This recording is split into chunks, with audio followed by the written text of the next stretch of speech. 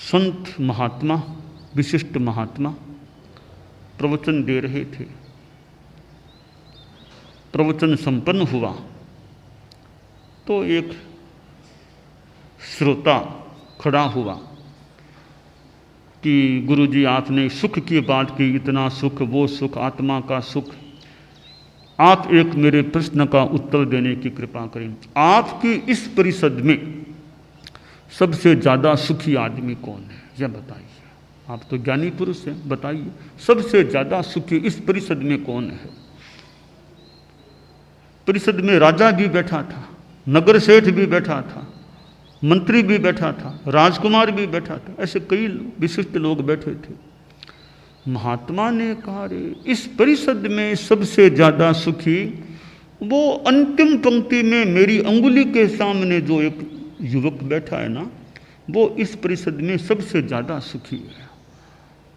तो कई कार्यकर्ता गए कि देखते वो कौन है इस अंगुली की सीध में। तो जैसे अंगुली थी उसके हिसाब से जाकर अंतिम पंक्ति में एक युवक था, उसको लेकर के आए महात्मा के पास।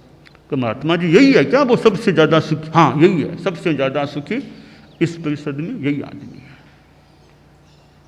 तो आसपास के जब यह बात सुनी कि यह सबसे ज़्यादा सुखी है, वो फटे हाल बेचारा आदमी था, कपड़े फटे हुए थे एकदम, वो स्नान भी बढ़िया नहीं किया हुआ था, साधारण सा आदमी था ना। आसपास थोड़े हंसी के फव्वारे छूटने लगे कि महात्मा जी ने किसका नाम, किसको कहा है कि यह सबसे ज़्यादा सुखी है? यह तो हमारे गांव का भिखमंगा टाइप का आदमी है, इसके पास न कोई व्यापार है, न धंधा, न नौकरी, ऐसे ही काम चलाने वाला आदमी है, इसको सबसे ज़्यादा सुखी बताया। तो प्रश्न करता फिर खड़ा हुआ कि महात्मा जी मैं समझ नहीं पा रहा हूँ आपकी बात को। सबसे ज़्यादा सुखी आपने इसको बताया, हमारे गांव का साधारण से साधारण आदमी है ये तो। हाँ आप राजा का नाम लेते सबसे ज़्यादा सुखी, इतना ठाट बाट साम्राज्य। आप मंत्री जी का नाम मानते, मंत्री जी हमारे राजकुमार है और ये लोग हैं, इसको क्या आपने कहा सबसे ज़्यादा सुखी है? महात्मा जी बोले मेरी दृष्टि में तो तुम सब में, इस परिषद के लोगों में सबसे ज़्यादा सुखी वही युवक है। तो महात्मा जी ठीक है, हमारी समझ में नहीं आ रहा है। तो देखो बताता हूँ। राजा से कहा कि राजन आप तो पूरे सुखी है ना? कि बाप जी क्या सुखी हूँ, आए दिन तनाव रहता है, आज वो समस्या, आज वो झगड़ा, आज वो चोरियाँ, आए दिन समस्या रहती है, शांति से सो भी नहीं सकता मैं तो मैं कोई सुखी आदमी नहीं हूँ, बड़ा तनाव में रहना पड़ता है। अच्छा तो मंत्री जी आप? मैं तो राजा के साथ ही हूँ ना, तो जो समस्याएं राजा के, तो मैं तो और ज़्यादा समस्याओं से जूझता हूँ, तो मैं तो सुखी नहीं हूँ। राजकुमार आप सुखी है?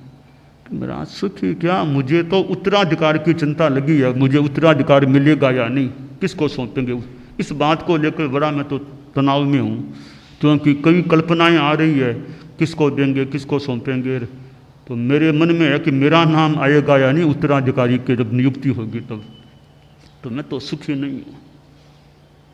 नगर सेठ से कहा, सेठ साहब आप सुखी? कि बाप जी क्या सुखी है, आए दिन रेड पड़ती रहती है, मैं तो बड़ा परेशान हो जाता हूँ, कोई सुखी नहीं हूँ।